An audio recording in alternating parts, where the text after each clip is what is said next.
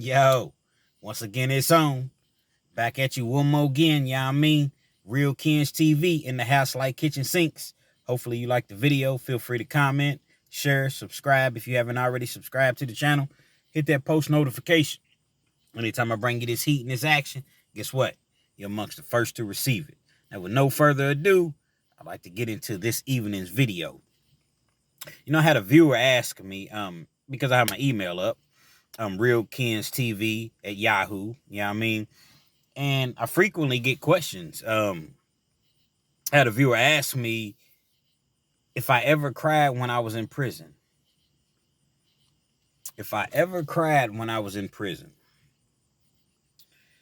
I'm gonna tell you like this. Unfortunately, I did 3 prison stints, totaling over 10 years. Kentucky Department of Corrections. Nothing to brag about. It's something that it happened. You know what I mean? I've since turned my life around. I work every day as much as I can, but nevertheless, it's part of my past. I cried one time in prison. Out of all the years, all the days, hours, months that I spent away from my family, my loved ones, my friends, just living life, I cried one time. I never will forget, I had gotten sentenced, and, I was a nonviolent offender, so I thought that I was going to go to boot camp. I thought that in 11 months I would be home. And so they had sent me to a place in Kentucky called the Fish Tank. That's where you go to get processed when you go into prison. You go there, basically they classify you, they assign you a number, a prison number, and then they give you, they classify you as a low level, which will be community. Then they give you it's like it's several different levels. I mean, low levels community, the next level is minimum, which you're eligible to go like to a camp. Then the next level is like medium, then your max. So I'm at the Rotary Farm, and they classify me. I was nonviolent, but they classify me as medium because I had some paperwork that, I think I had like a pending case or something like that going on. So they ended up sending me to a medium level, prison. It was about 3 hours away from home, not too far of a drive, but yet it was like way, way up in like the mountains.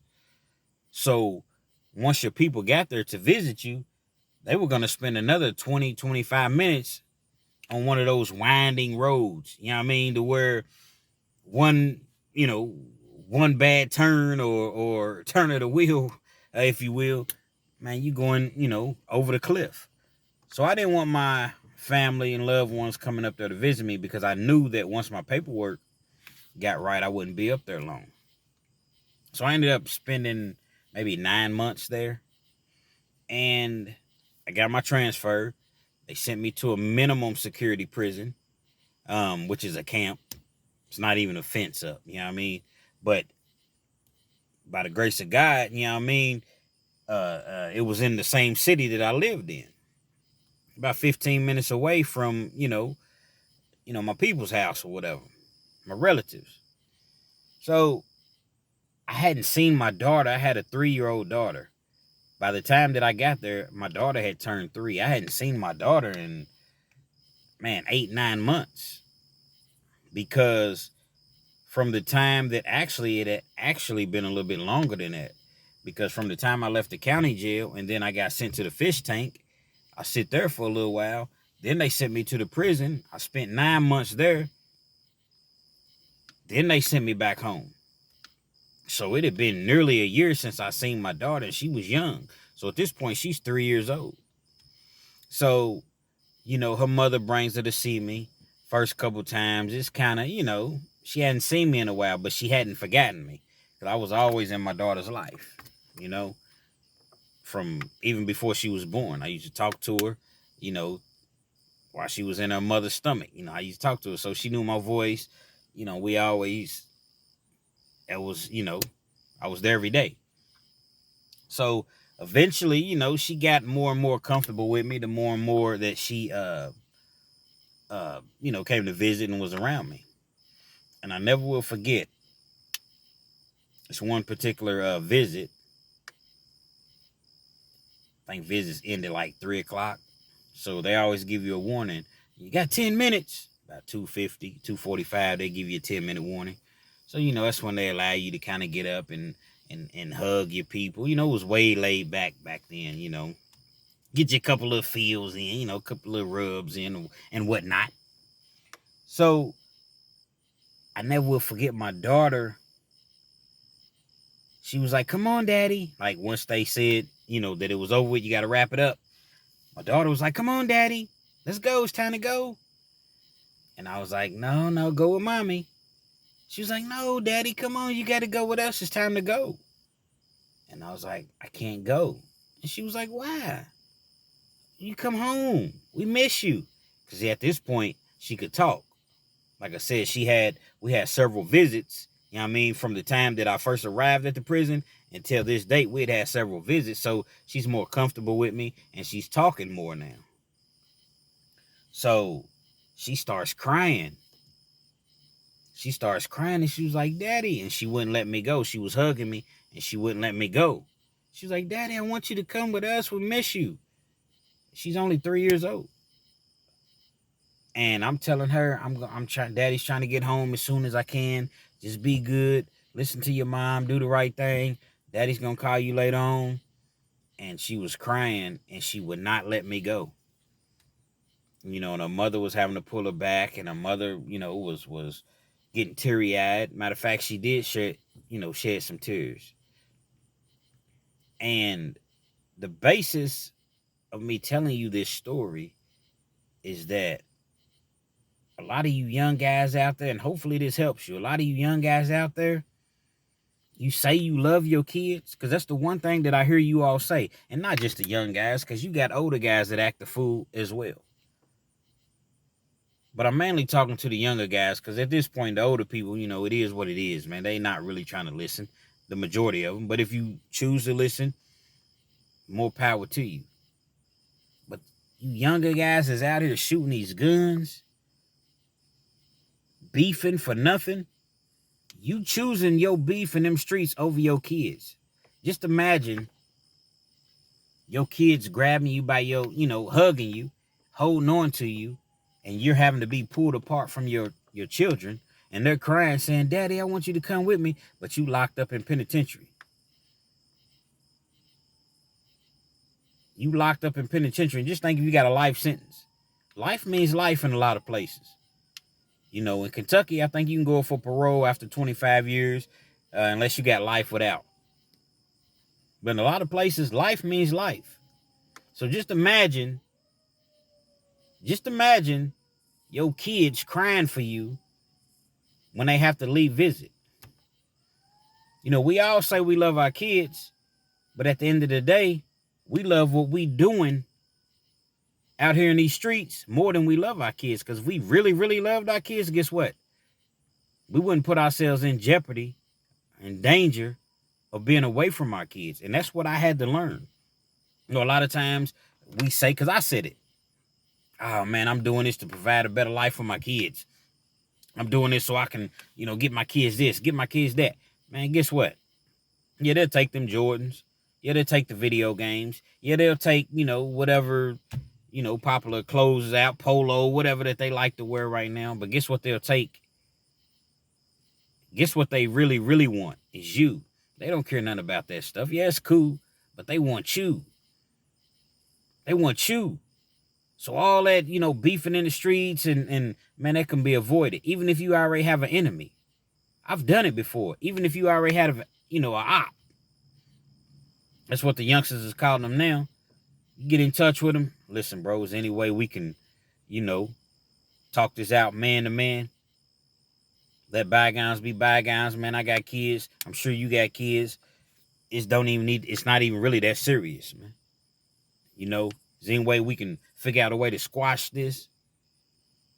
And that's what more and more people need to start doing. Because, man, at penitentiary, we get on here and we laugh and joke sometimes or whatever, and we laugh at the Fleece Johnsons and the Booty Bandits. Like that, it's real. It's real. And you can say all day long, it ain't gonna happen to me. Shoot, if they try to do something to me, I'm gonna kill them. Man, it's not that easy, man. You don't just have knives and shanks and stuff laying around. Because if you get caught with it, you're gonna get more time added on. And you're going to be in a hole for ain't no telling how long. So you don't just, it's not as easy as television makes it seem. You're not just walking around with shanks. And everybody's not killers. So to avoid all of that, just do the right thing when you're out here on the streets. Man, you out here on the streets with your mother, your father, hopefully they're, alive and still well and living. Your kids, people die on you. My father passed away, when I was in prison. Multiple grandparents, multiple friends, multiple family members. You can't go to the funerals here in Kentucky. So just understand these things, like when you're doing these silly things, shooting people in broad daylight, period. But I'm saying broad daylight, just like Pac said, like 25 to life never crossed your mind. It's going to cross your mind because guess what? Your baby's mama's going to move on. She can't wait for no 25 years for you. It's hard to wait 5 years for somebody. It's hard to wait 1 year for somebody. Your baby's mama's going to move on. Your friends is going to get killed because they live in the same lifestyle as you live in, or they going to be in there with you, or they going to stop answering your calls. People in your family going to start to die off, man. And you out here for what? Beefing for what? For what? Think about your children. Do you want to hurt your children? Think about, my daughter was 3 years old. She didn't understand. Why is daddy not coming home? Why can't daddy come with us? She don't know that I'm in a prison. Why daddy can't come with us? Where's daddy at? So now you subject them to all type of dangers. The mother gets with another dude. She don't really know this dude. He's a creep. He's doing something to your child. Or he's abusing them, physically or emotionally, verbally. All these different things, and you're not there to protect your children. So you can choose the streets or you can choose your children. If you really love your children, you're going to straighten up. You're going to get you a trade. You can go to school, get you a job, try to get you, get you some sort of a skill. Get away from them streets and be out here for your children. Be out here for your mother. Because guess what? You in prison 25, 30 years, man, your mother's going to pass on at some point. You'll be very, very fortunate that, for one, if you even get out again, and for two, if you get out and she's still alive. And all them years was wasted. Why? Why? Because you want to be hard out here in these streets, man. Your kids grow up. They're not 2, 3, 4 years old. Now they're grown adults. Luckily, if you're lucky, they'll still fool with you. They'll still love you. But there's a void that was there because all them years, and deep down inside, they probably going to have a problem with you. Man, you got a chance out here, man. You got an opportunity. Forget about yesterday. You got an opportunity to say, you know what, my life is not going the way that, perhaps I wanted it to go. Maybe you used to be an athlete. Maybe you was real smart in school. Maybe you have a skill, a talent. Whatever it is, get to it and quit making excuses. That penitentiary life, man, you don't want that. I'm telling you. You definitely don't want that. You in penitentiary, you seeing people get out every day. And your date is never. Because you got a life sentence. Or you got 40 years at 85%. And for the old heads, you 45 and you still trying to, live like you 21, 22, 25. And you catching 15, 20 years in the feds at 45. Stupid is as stupid does, man. But for you youngsters, man, you got an opportunity. I hope you see his video. And I hope you actually, take heed to the video. Listen to the video. It's not a game, man. Penitentiary game is not a game. You out here, you got kids, man. Your parents gonna need you when they get older. Who's gonna take care of them? Especially if you don't have any siblings, or you the responsible. Who's gonna take care of them? Think about that. Think about that before you pick at Chipe Up. You know what I mean? Think about it. Real Kens TV. Hopefully you liked the video. Feel free to comment. Subscribe to the channel if you haven't already subscribed. You know. And the most important thing, because I failed to mention this. How could I do that? That was the one time that I cried when I got back to my dorm. I just cried, man, like a baby. Nobody knew it. You know, it was later on once I got in the shower or whatever. I cried, man. It was the one time I cried in prison, man. Thinking about the hurt, the pain that I caused my family, my daughter, my loved ones. Because, see, a lot of times we have a tendency to say, well, I'm the one doing the time. Now, when you locked up, everybody's doing time with you. Yeah, you physically in the prison, but guess what? Everybody's doing time. Real talk. Real Kens TV. Like I said, hopefully you like the video. Comment, subscribe. If you haven't already subscribed. If you never share a video, share this video. Because maybe it reaches somebody. Maybe that one person that's on the edge, they see this and, you know, they turn it around. It ain't about no views. Not about no views at this point. Not with this video. I'm trying to help somebody. Ain't no sense of going to prison and you calling home. Yeah, I got my, you know, I got this trade. I got that trade. And I learned how to do this. And I went to this class. I went to this school. Dude, you got 40 years at 85%. You could have, all this fine and dandy, you could have did that on the streets. Real Kens TV, man. We out.